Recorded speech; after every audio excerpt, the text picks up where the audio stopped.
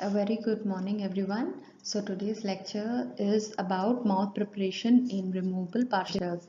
So, at the end of the lecture, you should be able to understand what is the importance of mouth preparation, then categorize the various procedures involved in mouth preparation, and also plan the sequence of procedures that have to be done before giving a partial denture and how to condition oral cavity to receive the denture. So as a part of mouth preparation, you have two phases, that is your pre-prosthetic phase and your prosthetic phase. In your pre-prosthetic phase, the things that you will have to do is to remove any kind of a hindrance or obstruction for the treatment.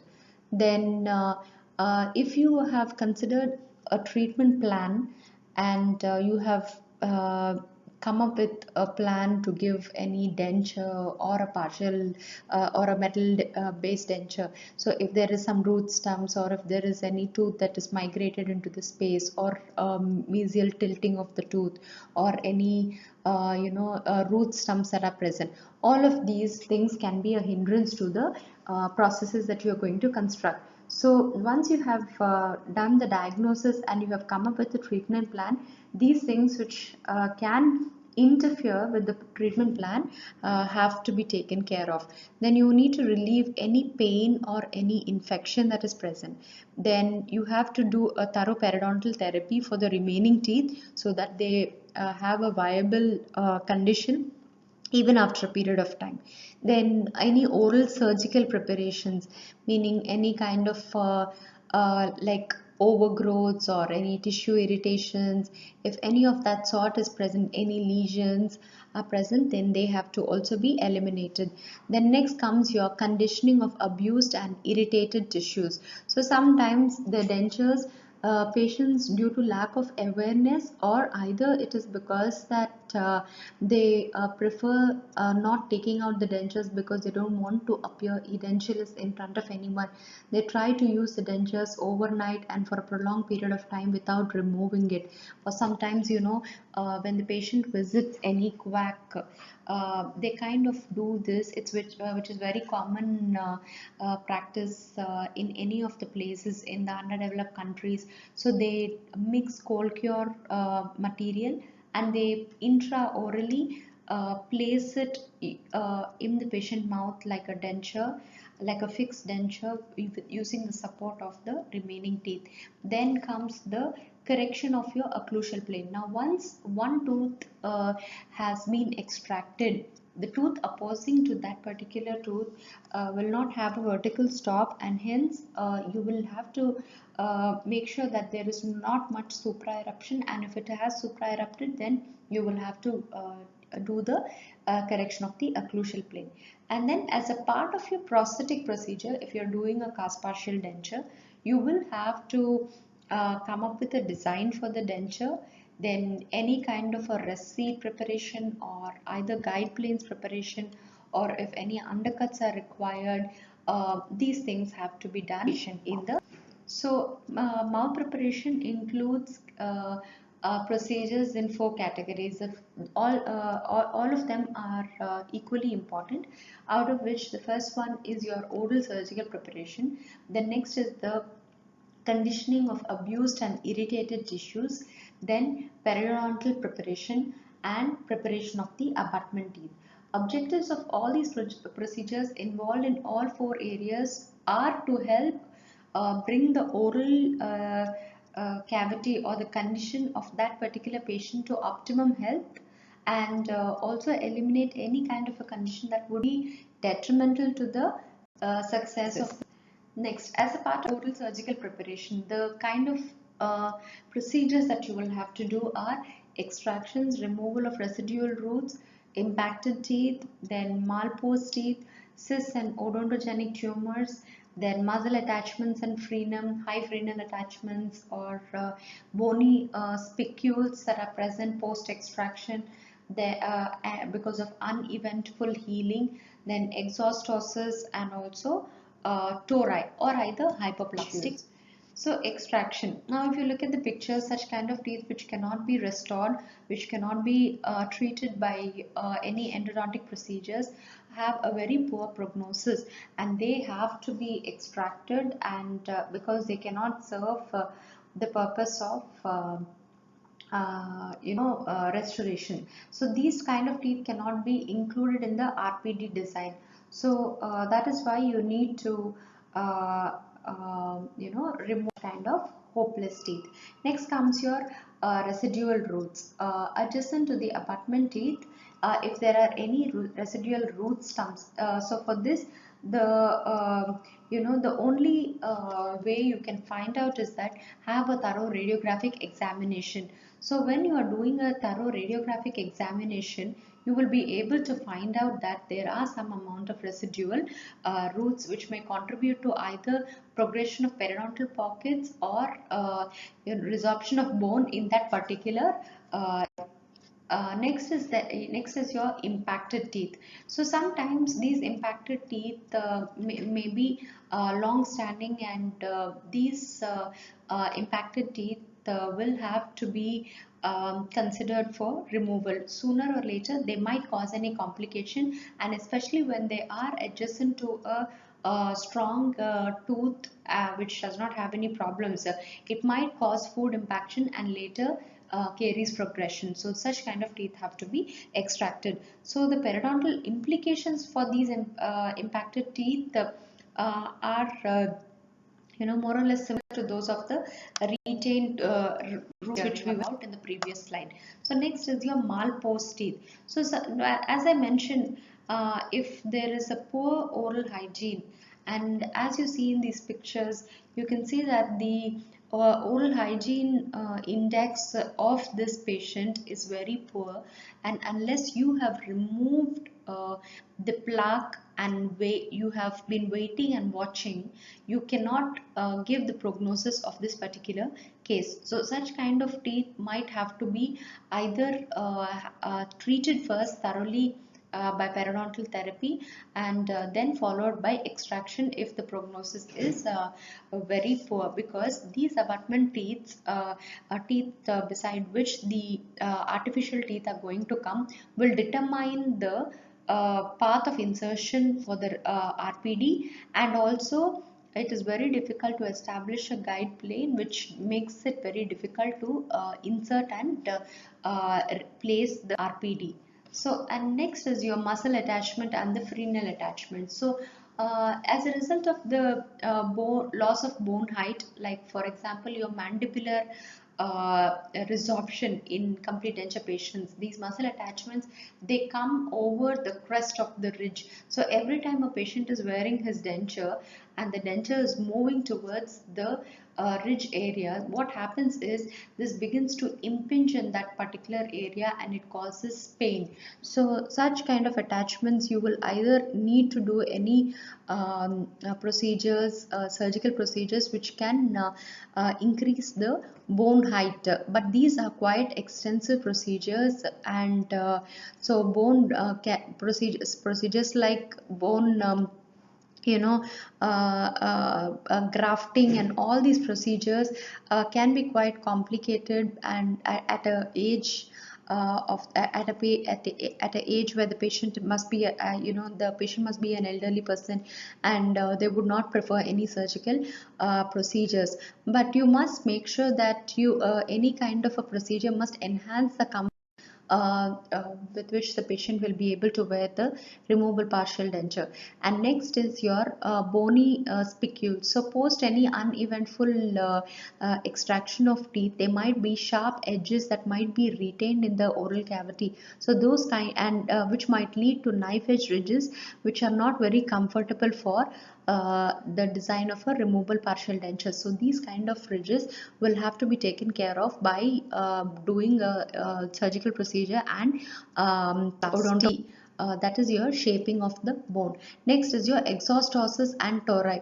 So these exostosis and tori, usually they cause a lot of stress for the denture, but preferably the patients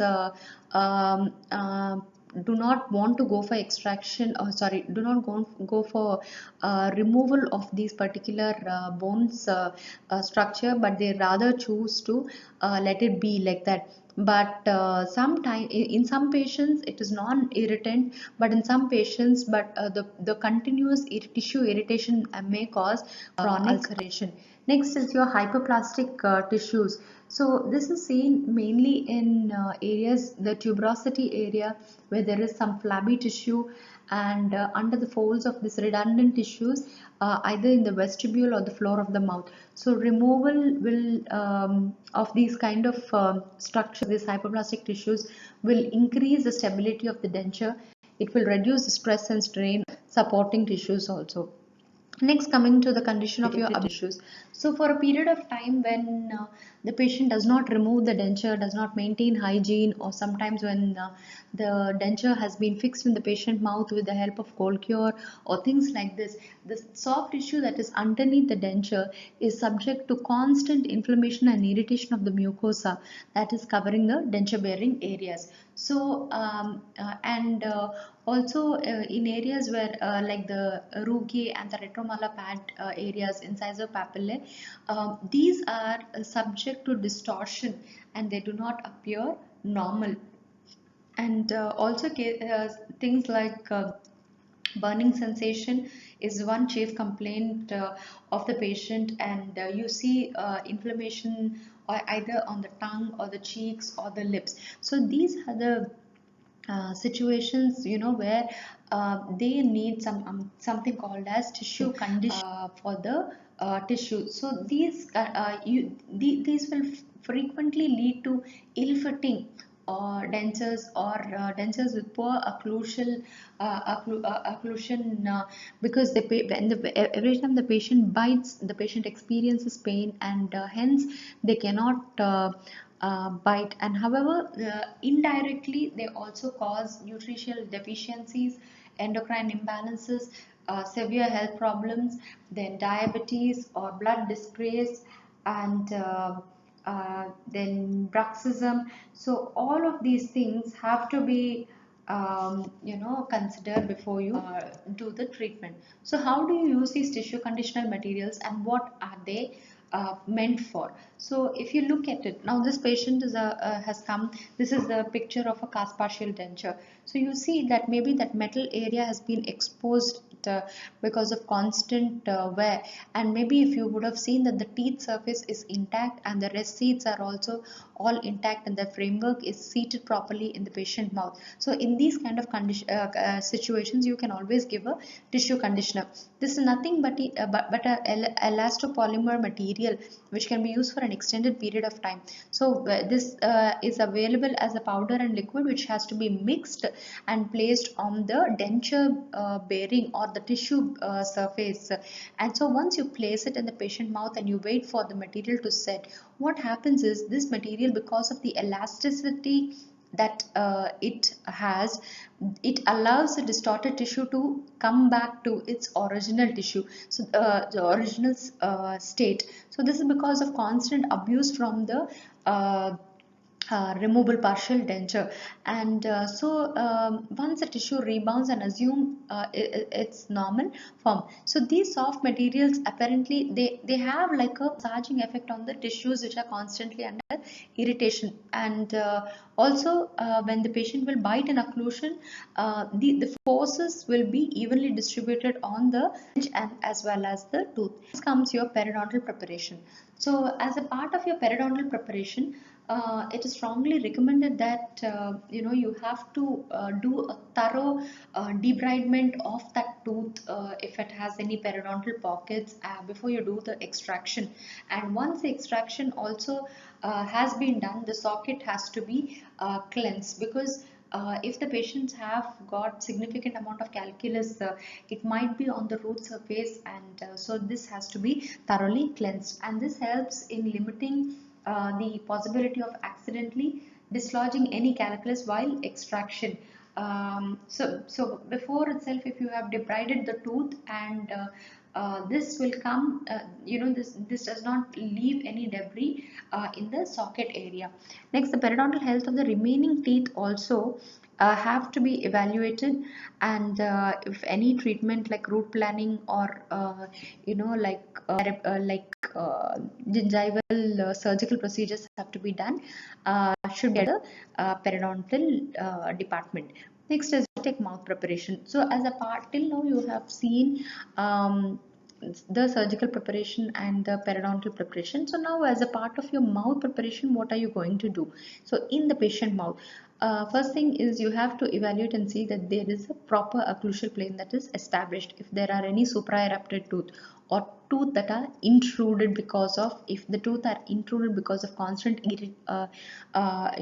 attrition or collapse of the vertical dimension, then you have to correct the malalignment, then provide support for weakened teeth, then reshaping the teeth, and next thing is occlusal receipt preparation, and then next is that lingual or incisal receipt preparation. Lingual or the on the lingual side, or that is on the cingulum area or on the palatal area, you prepare a small ditch like thing where the framework will rest, or otherwise on the incisal edge, which is very less frequently used, you prepare a small V-shaped notch where framework can be seated. So what can you do for an abutment tooth? As a part of your correction of the occlusal plane, enamelloplasty can be done. You can give onlays after removal of the caries, then you can give crowns, then if any treatment is required like endodontic treatment, or if it is already endodontically treated, then you have to do crowns or any copings that are required. Then if any extractions, if the teeth are not viable, and if any surgery is required. Then next is your correction of the malalignment. The first choice of correcting any malalignment is that orthodontic realignment, and then you have to give crowns, post orthodontic realignment for the teeth which are not having a proper shape like peg laterals or something. You will have to give a new crown. And then next is your enamelloplasty. So if enamelloplasty, if it is a minor correction, enamelloplasty can be done, but if it is something major, we cannot use enamelloplasty. Then you will have to go for crowns. Then provision of support for the weakened teeth. Let's say that they are periodontally compromised. So in that case, you will be giving any kind of a splint which will help in getting its support from the adjacent teeth. Either you can do removable splinting or fixed splinting, and then also if there are two teeth which are two or four teeth that are present either in the canine premolar region or the molar region, so these can be reduced and they can be made as abutments. And the next one is your reshaping the teeth. So while reshaping your teeth as a part of your enamelloplasty, you can use either to develop the guiding planes, then you change the height of the contour, so that if they are over contoured, then you can reduce the height of contour, change it. Then enamelloplasty to also give any retentive undercuts, then you also do inlays, onlays or crowns. So the next one is your occlusal receipt preparation and your lingual preparation. So in your correction for occlusal plane, so now if you look at this particular case, you see that the upper plane is more or less okay, but the lower plane, there is a small discrepancy because of the attrition phases that you see. So in these kind of cases, you will either have to do you will have to do minor enamelloplasty and correct the discrepancy. So enamelloplasty is also called as a dimpling procedure, which is done to do a retentive undercut. So suppose let's say that there are teeth which do not have any proper natural undercut. So in those kind of cases, you will have to do some procedure called as dimpling. So it is nothing but you're just creating a simple depression which is either close or parallel to the marginal gingiva, so that the clasp will go and engage in that area. It should not be more than 0.01 inch deep.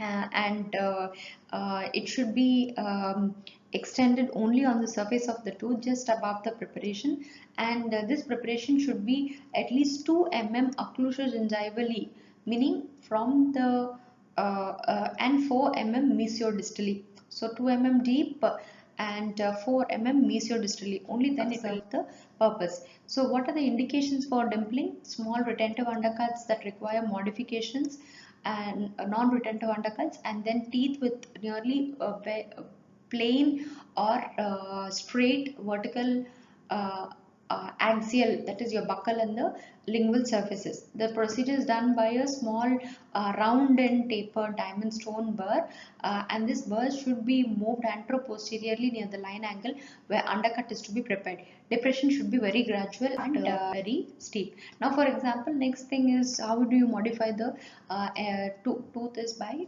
doing onlays. It's a very conservative method. So you can correct the occlusal plane if there is any caries. Also, the caries needs to be excavated, and then you can establish the plane by the help of this onlay. So instead of making a full veneer crown, then you would rather do something called as the onlay, and then and you're also maintaining the tooth structure. You're not removing too much of tooth structure.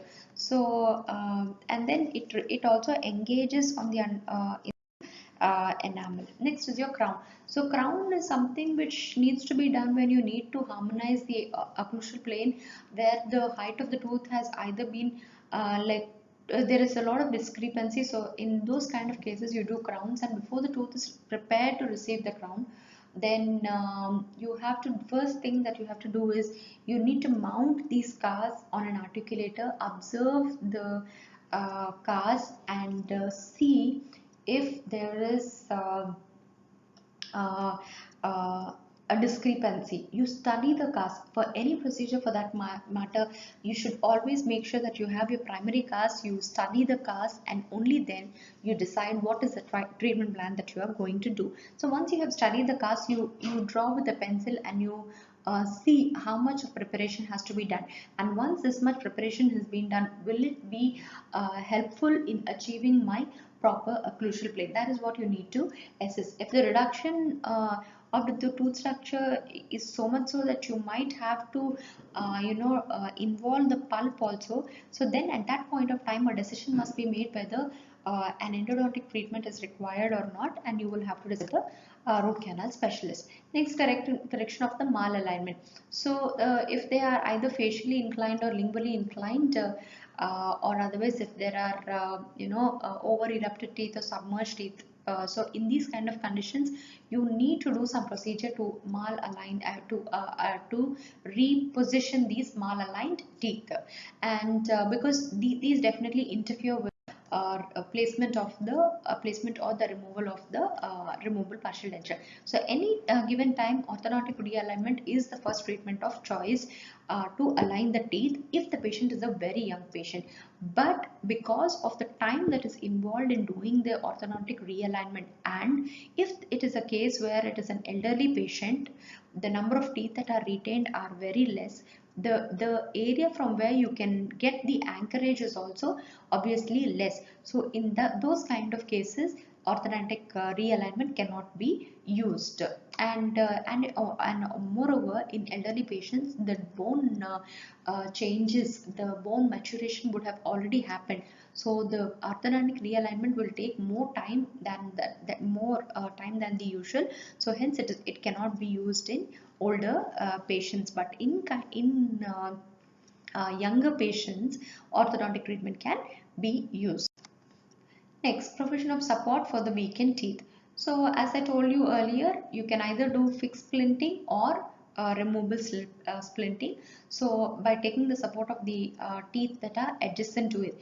So if there are two, let's say the lower anteriors. Lower anteriors are the area where there's a lot of plaque accumulation. So once the plaque has been removed, what happens is these teeth, they become very mobile, because they have already lost the attachment or the periodontal support. So in these conditions, for to wait and watch to allow the regain of the attachment, we need to split teeth. So that is why you have to do either fixed or removable splinting. And the next one is the reshaping of the teeth by the enameloplasty. So reshaping of the teeth is either by placing a new restoration or just to contour the previous teeth. Next is by how do you reshape the teeth is by doing guide plane preparation. So guide plane preparations are done usually on the proximal surfaces of the teeth, and once your surveying has been done, you can notice what are the undercuts that are present. So on your mesial or the distal walls, a plane is prepared that is around 2 to 4 mm, like as you see on this tooth. So this is how once you have prepared a guide plane, you have to see that it is in line with that of the shape of the tooth. And so this is how, like in the first picture, you will prepare a guide plane so that can be removed. So enameloplasty can also be done to change the height of contour. So and so they help in providing a better position for the clasp, or if you're doing the lingual bracing. So in these kind of conditions, enameloplasty is a good option. And also ideally the retentive arm should be located at the junction of the gingival and the middle third. So this position should not be changed because the aesthetics also can be affected. So that is why you have to make sure that it is not in area where it interferes with the aesthetics. Next is your enameloplasty to modify the retentive undercuts. So if there is an abutment tooth and it does not have proper undercut, so what you can do is you can just do enameloplasty, that is your dimpling, get a undercut. Next comes your occlusal recede preparation. This you will have to study in detail. So occlusal res is nothing but you are preparing a small area on the enamel so that the framework will come and rest upon the tooth, and this helps in directing the forces or the occlusal forces along the long axis of the tooth. So it is usually, the outline is usually as a rounded triangular shape with the apex towards the center of the occlusal surface, and the size is usually a half of the buccolingual width of between two cusps, and then it is usually 1/3 to half of the mesodistal width of the tooth. So if you measure the tooth, it is just only 1/3 of the tooth surface. Then and also you have to make sure that the angle of the recede should be less than 90 degrees so that the forces will not be moving in an inclined plane.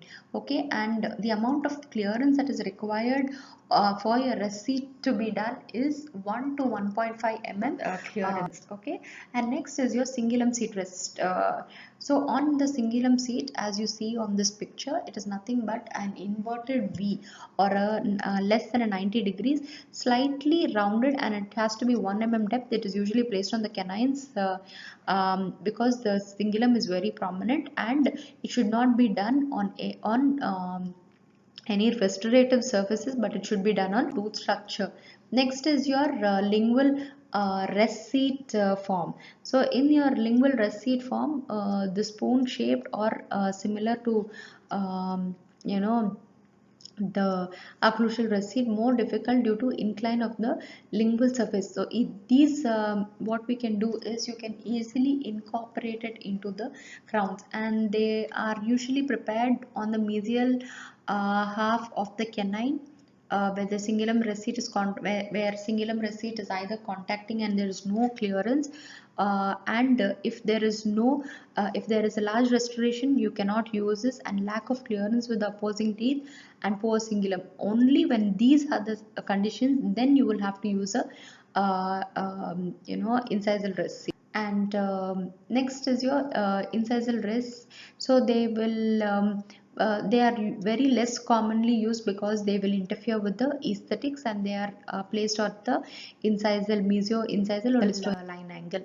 So these are the things that you have to do as a part of your mouth preparation. So if you have any doubts, you can come back to me.